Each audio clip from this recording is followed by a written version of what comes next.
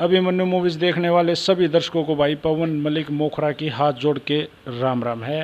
और भाई आज हमारे साथ जो जुड़े हैं हिंदुस्तान के बहुत बड़े कबड्डी खिलाड़ी डुबकी किंग प्रदीप नरवाल के कोच हमारे बड़े भाई नरेश नरवाल जी गांव रिडाणा से।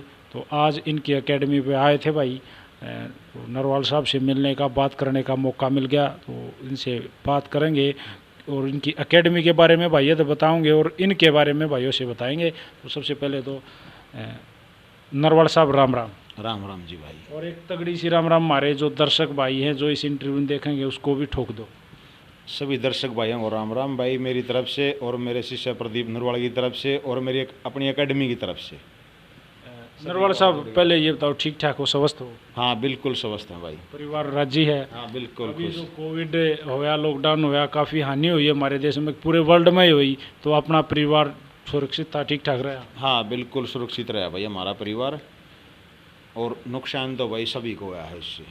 हमारा भी हुआ नुकसान, तो बच्चों का बहुत नुकसान हुआ एकेडमी में। 1.5-2 साल बच्चे प्रैक्टिस नहीं कर पाए, छुट्टी करनी पड़ी, इससे नुकसान तो बहुत ज़्यादा हुआ भाई। नरवाल साहब एक बार मैं चाहूँगा आप अपना परिचय हमारे दर्शकों को प्रॉपर दें, आप कौन हो, कहाँ से हो, तो प्लीज़। भाई नरेश नरवाल नाम है मेरा, गांव रंडाणा है। प्रदीप नरवाल मेरा शिष्य है। इंटरनेशनल प्लेयर प्रदीप नरवाल आपके शिष्य हैं? हाँ, 20-25 साल से रूटीन में कबड्डी खिलाते आ रहे हैं भाई हम। पहले गांव में खिलाते थे, 2017-18 में अपनी एकेडमी खोल लिया, अब एकेडमी में करवाते हैं। नरवाल साहब आपने कितनी कबड्डी खेली? पहले तो आप ये बताओ आप कितने पढ़े लिखे हो? भाई +2 करी है। हाँ। तो सर आपने कोई नौकरी वोकरी का जुगाड़ नहीं बैठा? अच्छे प्लेयर थे, बढ़िया खेला करते, आप नेशनल लेवल तक के गोल्ड मेडलिस्ट हो, तो बनी नहीं बात? हाँ, नेशनल में 2-3 बार गोल्ड मेडल है, और ऑल इंडिया यूनिवर्सिटी में भी भाई पोजीशन है हमारी। खेले अपने टाइम में ठीक खेलते थे, इतने तो ज़्यादा हाई फाई तो थे नहीं, हम बोलते हैं भाई ज़्यादा हाई फाई थे, पर अपने हिसाब से नौकरी लायक थे। पर नौकरी करने की भाई चॉइस नहीं थी हमारी, जानबूझ कर कोशिश नहीं करी? हाँ, बस एक चॉइस थी हमारी, तो भाई नाम कमाना दुनिया में।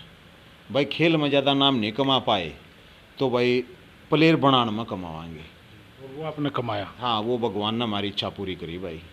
नरवाल साहब आप कितने खेले, मतलब कितने साल आपने कबड्डी खेली? लेवल तो आपने बता ही दिया भाई, नेशनल लेवल तक के गोल्ड मेडल हैं आपके पास। भाई पहले हमने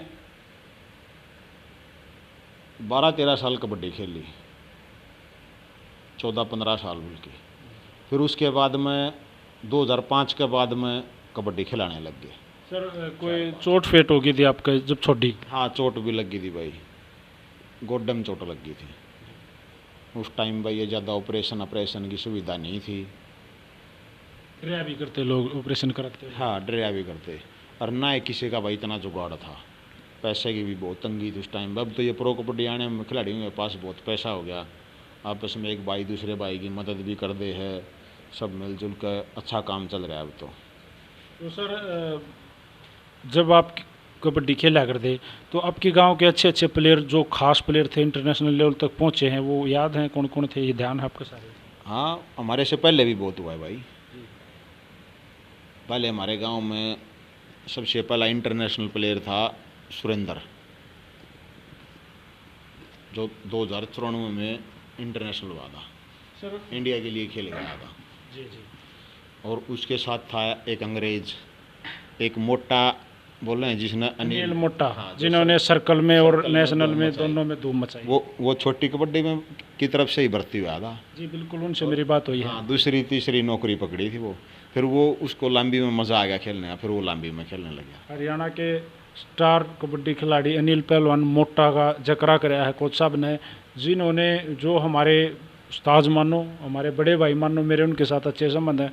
पहलवान जी ने हरियाणा सर्कल कबड्डी में झंडे गाड़े हैं, और एक ऐसा रेडर, दुनिया का बेहतरीन रेडर वो रहा है। सर उनका नाम आपने लिया तो मैं आपका धन्यवाद करना चाहूँगा। भाई वो छोटी में भी ऐसा ही खेलता था जी, बहुत अच्छा प्लेयर था छोटी का भी। जी जी। और वो तो छोटी में हम छोटे थे ना, बच्चे थे जब हम टूर्नामेंट में जाते थे, अगर वो लंबी की टूर्नामेंट खेलने जा रहा है, 2-3 बार तो हमारी टीम में, गांव की टीम में वो नेशनल खेला है, लंबी कबड्डी खेल गए, मैच खत्म हो गया, फिर हमने खिलाया उसको, छोटी में खेला हमारे साथ।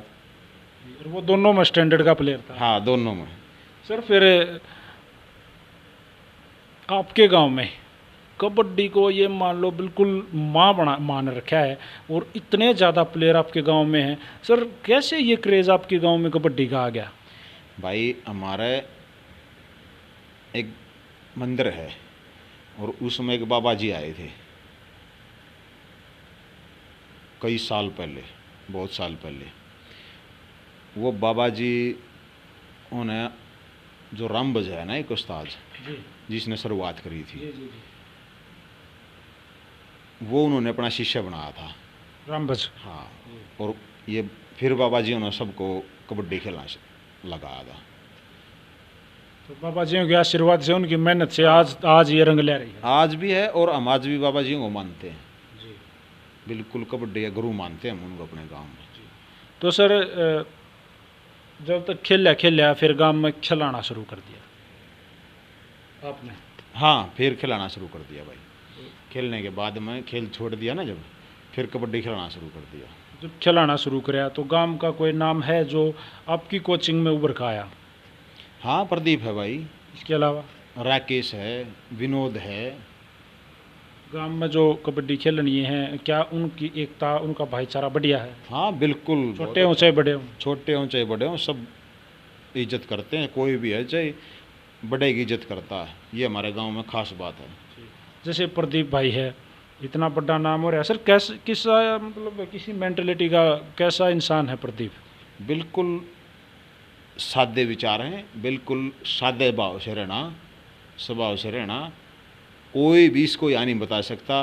आपने भी देखा होगा, आराम से लौटा था, आप ये नहीं बता सकते और कोई आदमी देखेगा तो कि इतना सादे स्वभाव से रहता होगा। हर टाइम में इसी स्वभाव से रहता है। सर इतना बड़ा प्लेयर है आपका शिष्य, पिटाई करके देना आपने इसकी? भाई ग्राउंड के लिए तो कभी पिटाई करने का मौका नहीं दिया उसने, प्रैक्टिस में इसने कभी भी मौका नहीं दिया। इसने क्या, जितने बच्चे में खिलाता था ना, उन्हें किसी ने भी मौका नहीं दिया। वैसे पिटाई कर रखी है आपने इसकी? हाँ, पिटाई तो भाई देखो, बचपन में बहुत शरारती था ना यो। अड़बादी तो था ये, पिटता रहा। हाँ, पिटता तो रहो है नहीं तो थोड़ा बहुत तो भाई। ईब तो शाना हो गया। नहीं, ईब तो बहुत समझदार हो गया, नहीं तो बहुत नादान था नहीं तो। तो सर कैसे आपकी नज़र इसके ऊपर पड़ी भाई, प्रदीप में कुछ एक्स्ट्रा टैलेंट है, थोड़ा सा हुनर, और अगर तराशा जाओ तो उसके बारे में थोड़ा सा बताओ। भाई देखो, प्रैक्टिस कराते कराते बच्चा का दिख जाए है, वो कह रन पूछ के पाँच पलना ही दिख जाए। जी, तो दिख गए थे। हाँ, ये तो भाई हाँ जी, 14-15 साल का था उस टाइम, तो यू हैवी टूर्नामेंट खेलने लग गया था। प्रो कबड्डी में जाने से पहले हैवी की टूर्नामेंटों में खूब फोर्सों के साथ मैच लगाए हमने, बहुत अच्छा खेलता था। आपके साथ खेला कदे हो? आपके साथ? नहीं, साथ नहीं खेला भाई जी, आपके बाद में, ये तो काफ़ी बाद में। जब ये न ये खिलाने शुरू करे, मैंने बिल्कुल खेलना छोड़ दिया था जब, उसके बाद मैं नहीं खेला मैं कभी भी। अच्छा, तो कैसे तरह सा आज तक का थोड़ा सफ़र इसके बारे में बताओ भाई, ये करा आपने कैसे इसको? भाई सुबह शाम प्रैक्टिस करनी, सुबह शाम दोनों टाइम अच्छी प्रैक्टिस करवानी। थोड़ा बालक था जब थोड़ा ज़्यादा ध्यान दिया, अब थोड़ा समझदार हो गया, अब तो अपने आप। सर क्या डाइट इसको कंटिन्यू करवाते आए? डाइट भाई घी दूध घर का, देसी बिल्कुल। देसी बिल्कुल। इसने कभी भी मांस मिट्टी नहीं खाया, नॉन वेज कभी भी, आज तक भी नहीं खाता ये। और कुछ और सारा दवाई पानी? बिल्कुल भी नहीं, कोई क्रेटिन प्रोटीन कुछ भी नहीं, देसी डाइट, देसी दूध अपना। सर इनके परिवार का मतलब भाई किसा ब्यों था पहले, पारिवारिक स्थिति किसी थी? पारिवारिक स्थिति बहुत नाजुक थी, ज़मीन भी थोड़ी थी। मेरी का पापा था भाई, अच्छी मेहनत करता था, फिर भी 2 भाई थे, दोनों खेलने कबड्डी, उनको खुराक देनी छोटा काम नहीं है। तो इनके पिताजी भी बताओ हैं कबड्डी प्लेयर रहे हैं? हाँ, पहले खेल रहे थे भाई। अब हमारा गांव है नरेंडाना, ऐसा आदमी नहीं पाएगा जो खेला हो चाहे 10 दिन, जो कबड्डी नहीं खेला है। खेला जरूर है। हाँ, खेला जरूर है। पूरा गांव में 50 आदमी नहीं मिलेंगे आपने, सबसे पूछने लगो तो कि यू कबड्डी नहीं खेला। जब ये स्टार्टिंग में नया नया मार्केट में आने लग गया, लोग की नज़र में चढ़ने लग गया, कोई मैच आपको याद है जिससे प्रदीप का एकदम नाम होया हो भाई? हाँ, बहुत सारे भाई। कोई एक बताओ। हमारा ये बिल्कुल स्टार्टिंग ये थी, हमारा गांव में टूर्नामेंट हो रही थी। उस साल तो ये 9वीं क्लास में या 10वीं क्लास में था, 10वीं क्लास में था, 10वीं पास भी नहीं हुई थी इसकी। हमारे गांव में टूर्नामेंट हो रही थी, एयरफोर्स की टीम भी आई थी वहाँ, और नेवी भी थी, आर्मी भी थी। ये तो बहुत बड़ी टीम है, तीनों सभी नौकरी वाले लड़के इनमें। और ये हमारी गांव की टीम में खेल रहा था, और नेवी की टीम में हरा दी थी इसने अपने दम पर। हाँ। जब ये सर ऊपर आ गया, ऊपरले टूर्नामेंट खेलने लग गया, मतलब भाई नहीं, उधर जो एयरफोर्स भी आई थी, जो एयरफोर्स का कोच था ना, उसने माइक ले गए गांव में अनाउंसमेंट कर दी थी कि भाई अगर प्रदीप नौकरी करना चाहता हो ना एयरफोर्स में, तो मैं नौकरी लगाने के लिए तैयार हूँ।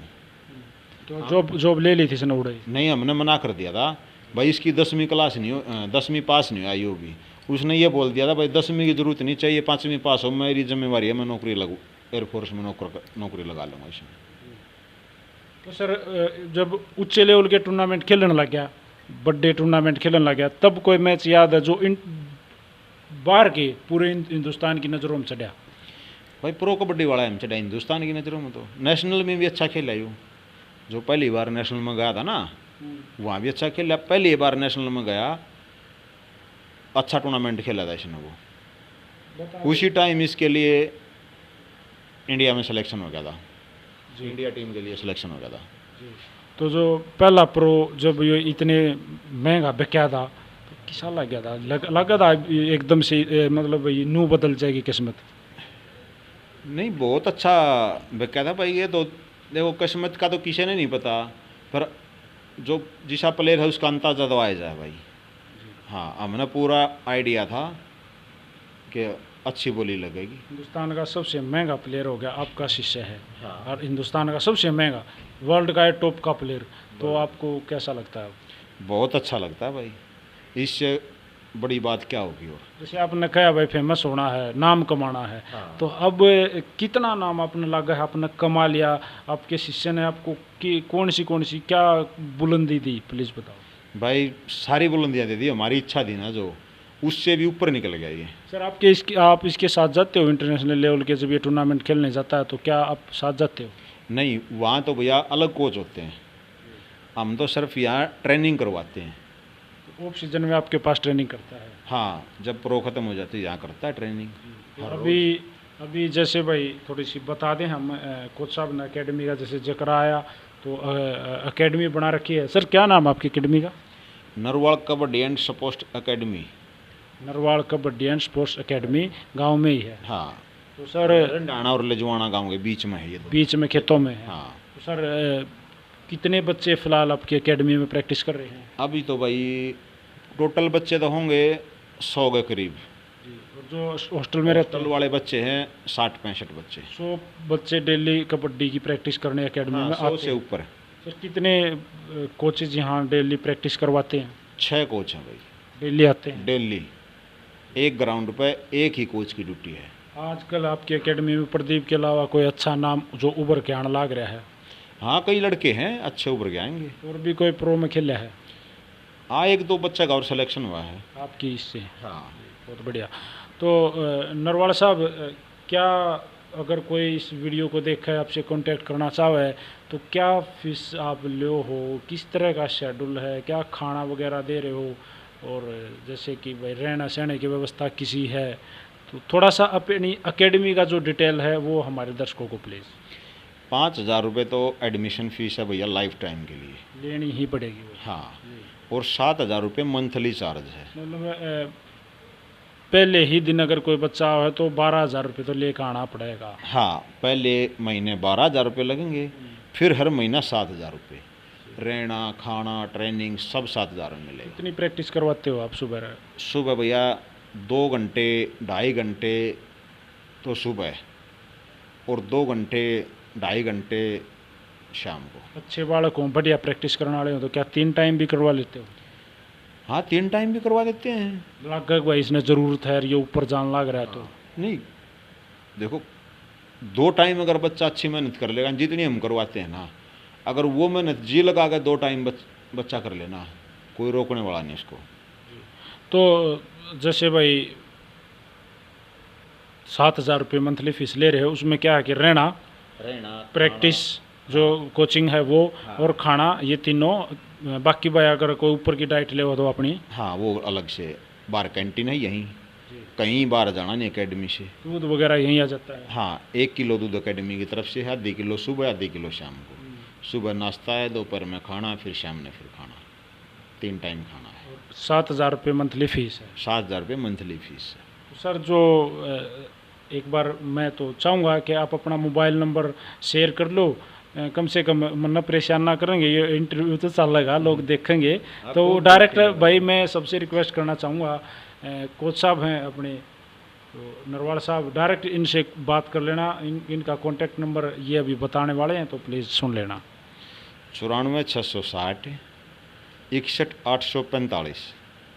94 660 61 845 ये कोच साहब का नंबर है। अगर कोई भी भाई, कोई भी खिलाड़ी अगर नरवाल साहब की एकेडमी में आकर मेहनत करना चाहो, प्रैक्टिस करना चाहो, तो ये कोच साहब का नंबर है, आप कांटेक्ट कर सको हो। तो कोच साहब जैसे आज अभिमन्यु मूवीज़ हम आपके एकेडमी पर आए, आपसे बात करी, सर हमारा जो अंदाज़ है बात करने का वो आपको पर्सनली कैसा लगा? और ये मत सोचना कि भाई हमारा इंटरव्यू है तो हम हमारे सामने अच्छा ही बोल लो, अगर कुछ गलत लग गया हो तो हमारे दर्शकों के सामने हमें ज़रूर टोकना, बताना ज़रूर।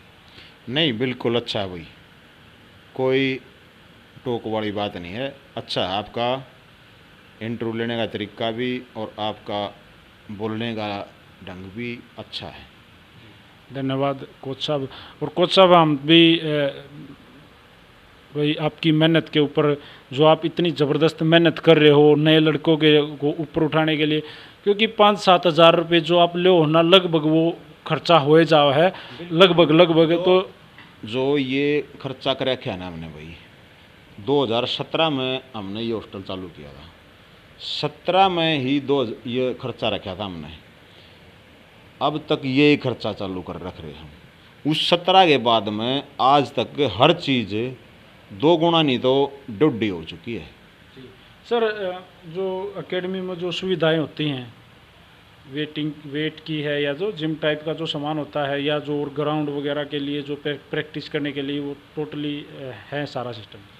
नहीं जम भैया हम अपना लोकल बनाते, देसी जम, जैसे रस्सा है, टायर है, ये मरवाते हैं। और जो ये जिम है ना, ये हम तो किसी बच्चे को अपने को मरने भी नहीं देते। प्रदीप नरवाल कितनी जिम करा रहा है? कितनी भी नहीं, वो है जो नॉर्मल यहाँ सभी बच्चे करते हैं वही। हाँ वो आज तक किसी ने जिम में जाता नहीं देखा हुआ कहीं भी, और ना ही हम इन बच्चों को जाने देते जिम में। नॉर्मल जो अपनी मेहनत है, जो आप जो कबड्डी की मेहनत है ना, सिर्फ वह करो और वह करवाते हैं हम।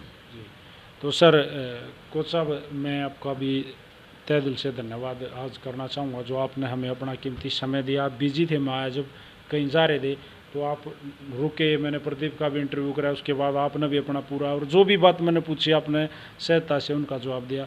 तो sir thank you very much. और मैं भगवान जी से भाई प्रार्थना करना चाहूँगा भाई आपकी एकेडमी में से जो लड़के अच्छे मेहनत करने वाले हैं वो काफ़ी ऊपर जाएं, और आपका जो सपना था फेमस होने का, नाम कमाने का, वो आप और भी प्रदीप के साथ साथ और भी प्लेयर आपका नाम करें, तो यही हमारी कामना भगवान जी से रहेगी। बिल्कुल भाई, और फिर देखेंगे भाई अगली बार और बच्चे जाएंगे उनका भी इंटरव्यू देंगे आपको। जी मैं तो चाहूँ कि भाई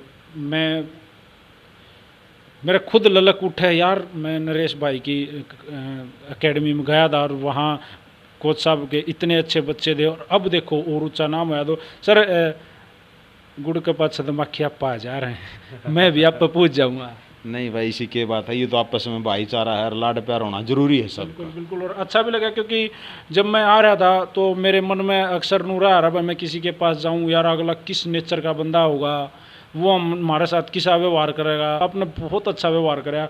प्रदीप भाई भी बिल्कुल इतना अच्छा, और जो भी यहाँ मिला तो अच्छा लगा, अपना लगा। देखो भाई, कोई मेंढक नहीं, सभी भाई हैं। और भाई हम तो सबका मान सम्मान करा रहा, कोई भी आ जाओ चाहे। ये तो कबड्डी खेलना, ये तो भगवान की दी उड़ है, मानो आप प्रदीप को गॉड गिफ्ट दे रखा है भगवान ने। जी बिल्कुल। हम तो इसको बिल्कुल अच्छी तरह से सबकी इज्जत करते हैं। आओ भाई, जिसा टाइम है बिल्कुल सबको देते हैं, 2, 5, 7 मिनट जिसा भी टाइम लगे, और उसका मान सम्मान भी अच्छा करते हैं। भाई खाना खाओ, चाय पियो, और हमारा काम है भाई, ये फ़र्ज़ है। ये भाई जैसा कि मैंने पहले बताया, नरेश नरवाल जी, नरवाल स्पोर्ट्स कबड्डी एकेडमी लजवाड़ा और रिंडाना के बिल्कुल बीच में खेतों में है। एक बार फिर मैं आपको बताना चाहूँगा, कोई भी भाई अगर यहाँ एकेडमी में आके रहना चाहे तो पूरी रहने की सुविधा है, खाने की व्यवस्था है, अच्छा रहना सहना खाना, और बढ़िया कोचेज, 5-6 कोचेज जैसे नरवाल साहब ने बताया, कोच साहब ने बताया, वो प्रैक्टिस करवाओ हैं। तो कोई भी आओ, मेहनत करना ही है, लगन है, कुछ करके दिखाना है तो आप आ सकते हो। इसी के साथ मैं एक बार और पुण्य थैंक यू वेरी मच कहना चाहूँगा कोच साहब को। Thank you sir. Thank you भाई। सारे भैया ने नरेश नरवाल कोच साहब की तरफ से और पवन मलिक मोखरा की तरफ से हाथ जोड़ के राम राम है। जय कबड्डी, जय हरियाणा, जय हिंद। हेलो फ्रेंड्स, मैं doctor Mandeep, Aryan aesthetic and laser centre Hisar से। अगर किसी भाई को किसी प्रकार की एयर से रिलेटेड प्रॉब्लम है, एयर रिमूवल, एयर लेज़र है, या फिर टैटू है, अनवांटेड एयर है, या फिर कोई नीव्स वगैरह है, किसी प्रकार का कोई निशान है, दाग धब्बा है, अगर वो उससे छुटकारा पाना चाहते हैं तो हमसे कॉन्टैक्ट करिए। और हमारा कॉन्टैक्ट नंबर है 9991249714, 9991249714। हमारा जो लेज़र सेंटर है वो हिसार में है, near by PNB ATM, Kaimri road Hisar.